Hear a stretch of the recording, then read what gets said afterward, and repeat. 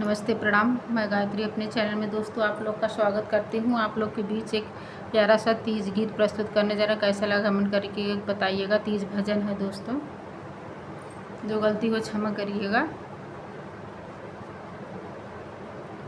पूजिला चरनिया हम तोहार है गौरा मैया, पूजिला चरनिया हम तोहार है गौरा मैया।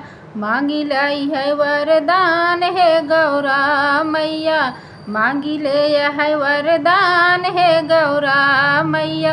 चमकत रहे मैया लीलरा के बिंदिया हो, चमकत रहे मैया लीलरा के बिंदिया हो। सेनुरा से भरल रहे मांग है गौरा मैया, सेनुरा से भरल रहे मांग है गौरा मैया।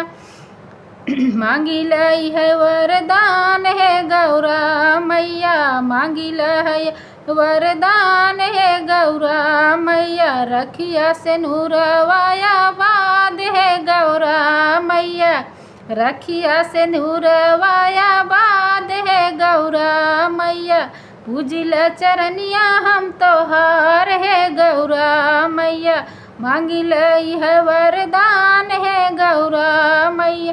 खनकत रहे मैया हथवा में कंगनवा हो, खनकत रहे मैया हथवा में कंगनवा हो। मेहंदी से रचल दोनों हाथ है गौरा मैया, मेहंदी से रचल दोनों हाथ है गौरा मैया।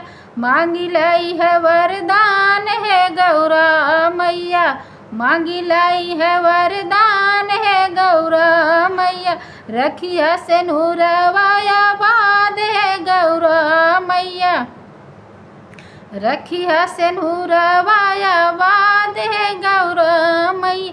महकत रहे मैया चोटी के गजरवा हो, महकत रहे मैया बाल के गजरवा हो। अखियन में काजल के धार है गौरा मैया, अखिया में काजरा के धार है गौरा मैया। मांगी लाई है वरदान है गौरा मैया, रखिया से नूरवाया बाद हो गौरा मैया, रखिया से नूरवाया बाद है गौरा मैया। पूजिला चरनिया हम तोहार है गौरा मैया, पूजिला चरनिया हम तोहार है गौरा मैया। बदन पे लहरी मैया लाल पीली साड़िया, बदन पे लहरी मैया लाल पीली साड़िया हो। मेहंदी पिया जी के हाथ गौरा मैया, मेहंदी में पिया जी के प्यार है गौरा मैया, मेहंदी में पिया जी के प्यार है गौरा मैया। पूजिला रखिया से नूरवाया बाद है गौरा मैया। मांगिला यह वरदान है गौरा मैया, मांगिला यह वरदान हो गौरा मैया। पूजिला चरनिया हम तोहार हो गौरा मैया, पूजिला चरनिया हम तोहार है गौरा मैया।